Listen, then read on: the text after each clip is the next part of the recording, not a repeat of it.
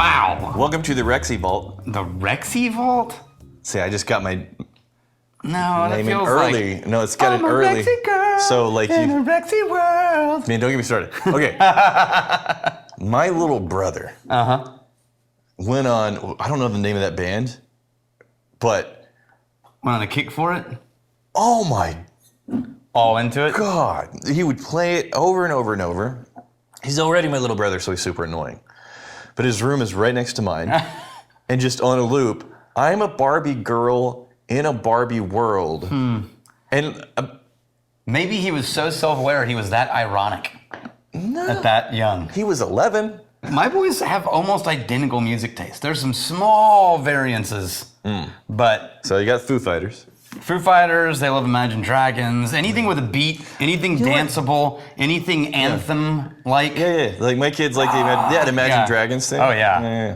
And but then Jackson. You know what I think it is? Imagine Dragons is also mom rock. Is it? Well, moms will play Imagine Dragons in the car. Oh, so they're okay with it. They're okay with it. Okay. Yeah, that's the band where like, okay, I guess it's Sure, fine. why not? It's fine. I like it, yeah. Mom, play Imagine Dragons. Okay, fine. Jackson will delve into other like R&B. Like one time, like the other day, brought up the song he's really in love with, and it was Otis Redding. Oh. And I was like, wow, dang, all right. Yeah, but anyway. Dewar. This is Titan Whiskey Daniel in the distance. from Erik Evenson. Do you hear that? I think. Yeah, did you hear that? It's not okay. Yeah, it's coming from right over there. It's right over there.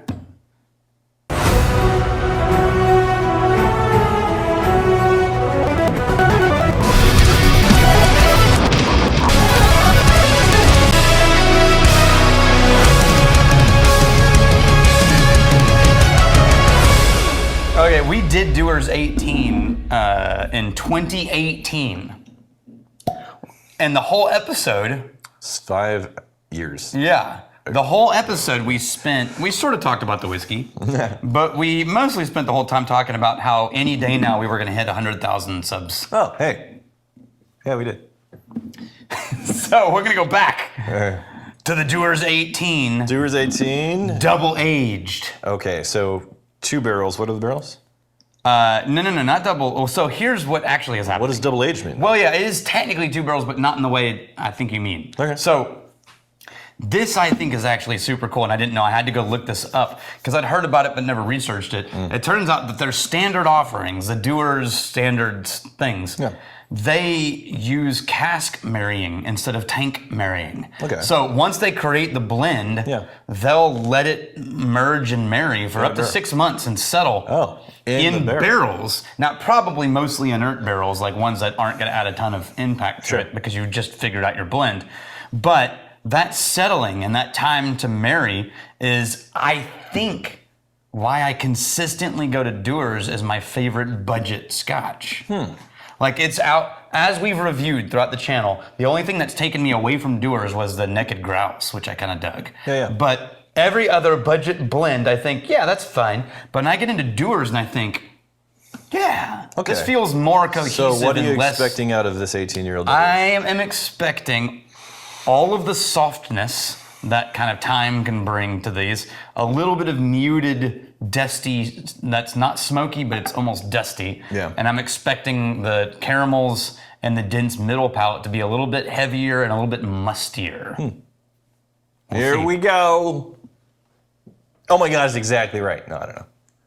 It's a nice nose though. That's pretty right on. Yeah. It's, the caramels and the vanilla cream is really strong.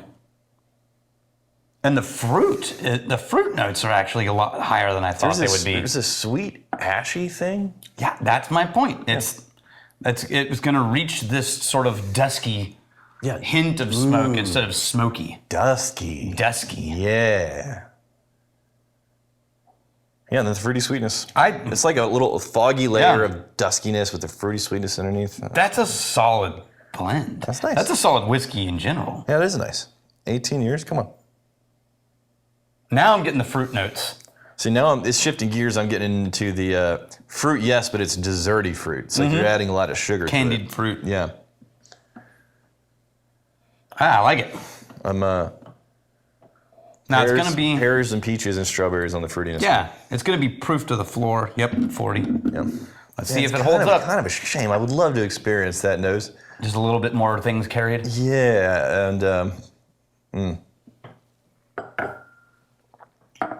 There's where your dusky smoke, your distant hint of smoke comes in. oh, it's really nice. But it's round. It's not paper thin. It's got a thicker mouthfeel. Yeah. It's got depth. yeah. Dude, you see what I'm saying? It's like almost, that's respectable. anytime you get into like a Dewar, More I'm than thinking that. like a watery feel. Not at all. No. No, it's robust. That's got, for a 40 proof. For a 40 proof. 40%. Yeah. That's rich. Yeah, it is. I could easily see someone pouring that and being like, ooh, that scotch is smooth. Yeah. That's beautiful. That must be expensive. The Dewar's 18 double aged. Mm-hmm. Is this a standard release? Yeah. Okay. That's hell good. That's like surprisingly good. I'm a little I'm a little I'm like wondering I wonder how how much that is. Here's what I'm do you trying guess? to calibrate. I'm trying to calibrate. Oh, here. Have I just come off the heels of something really hot and loud? Good. Mm-hmm. It was an American whiskey. It was cask strength though. It's cask strength bourbon. Am I coming off the heels of that to where this is just so much more relaxed, but the flavors are showing up, so I'm much more impressed than it otherwise would have been? I don't know. It's Dewar's. It's like, I don't know what it is. It's not fair. I'm trying to come up with a reason to not give Dewar's credit for putting a really nice whiskey in my glass.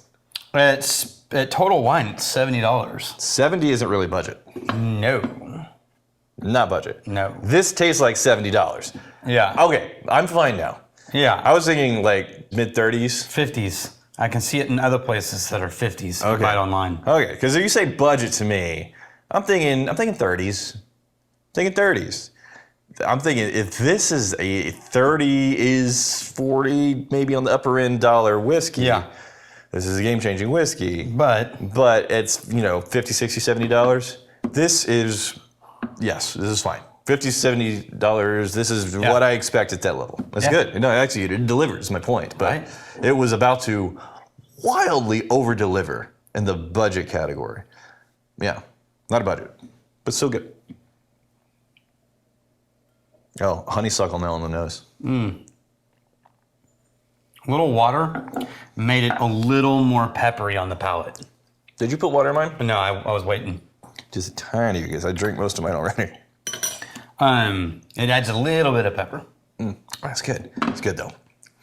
It's good. Did I mention it's good? Yeah. Because it's good. Wow. Yeah. Okay. Fruit cocktail, simple syrup. Very sweet. I'm letting this one settle for a second before I go back. Water. It hollowed out that body for me. Yep, it just left the front and end, but a little bit of sweetness tying them together. Yeah. Without water, for sure. Don't take it below it's already on the floor. Yeah. But doing a damn respectable job Yeah. on the floor for that proof. Yeah.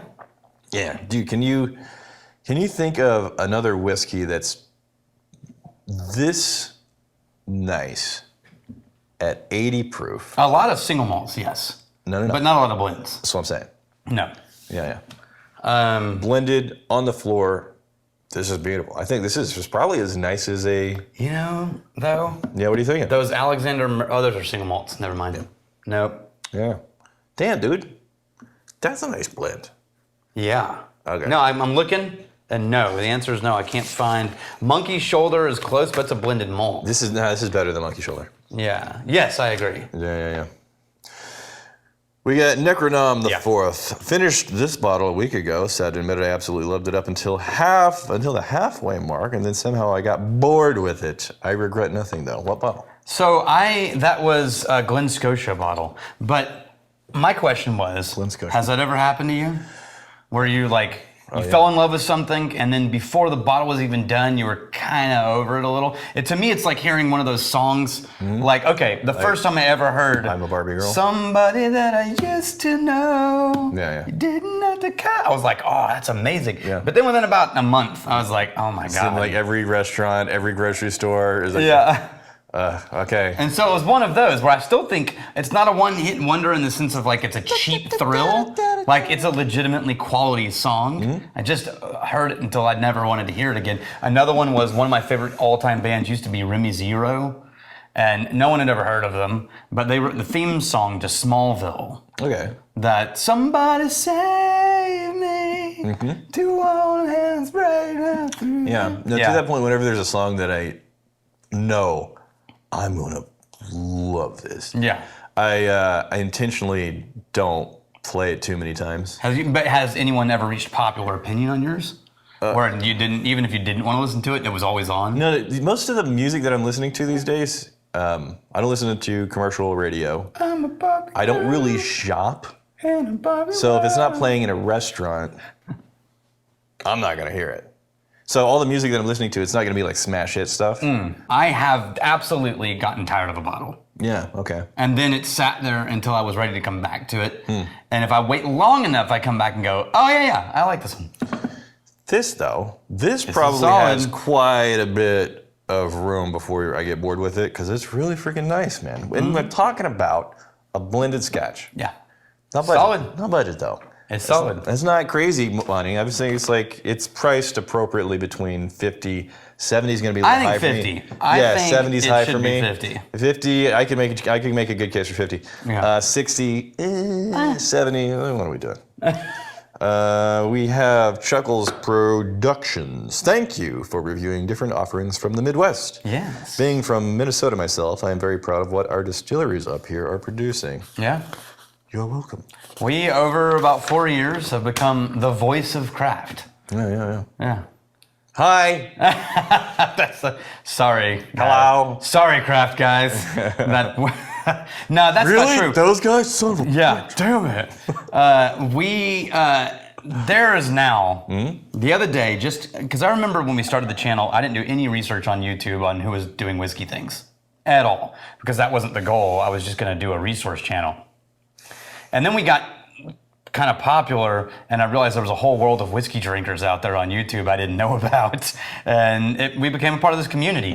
In the last, I would say, right before COVID to now, a whole new generation of whiskey YouTubers has arrived. And some of them are super good. And they're doing cool shit, man. And there's more and more. There's a lot. And Instagram has exploded with whiskey Instagrammers that aren't on YouTube, that are on Instagram. And now we're just one of like thousands of channels doing this shit. And my favorite thing is that a lot of them have taken the time to start talking about craft. Yeah. And so we are no longer the only channel talking about craft distilleries. I don't know how this doesn't really fit in Dewar's episode. No, it really doesn't, yeah. But there's a little small part of me every time we do a tribe episode that is talking about big brands. There's a part of me is like, why am I carrying the f***ing water for this giant corporate whiskey? Right. Now, I know why. Because people will watch it. No, not even that. Because people will watch if we show them brands. People can drink it too. Yes. They can actually get it. They can get their hands on it. We're going to be talking about something that can be a shared experience. Yeah, we'll do like, hidden gem stuff and things that people never heard of, and we can make good content around that. But the fact that you can get your hands on it, that's a big deal. Man, we just need shipping of whiskey to become normalized. And now all of a sudden, everything opens up. The big brand stuff that is on all of the retail shelves everywhere, it's like, fine, whatever. But if you can get your hands on these more obscure offerings, that's a whole nother angle to the conversation that would be supremely interesting to me. Yeah. But I would be much more content to shine a light on the smaller players who are doing amazing stuff. I was thinking about like Dewar's. Yeah. Dewar's doesn't give a shit that we like their 18-year-old blends. And they're fine. Right, but they're doing fine without us. But if there was like just a startup, they've been in it for a few years, they just released like their thing. More like Driftless Glen. Yeah. Which we did last week. It was like amazing rye. Yeah. Those are the moments where the thing that we're doing, one, we're going to be honest about it, but two, if that honesty reveals a level of quality that people need to know about, it's going to make a huge difference for them. Yeah, if only they could get it to everybody. All right. Here's to fighting, stealing, and drinking. If you fight me, fight for a friend. If you steal, may you steal your liver's heart. And if you drink, may you drink with us.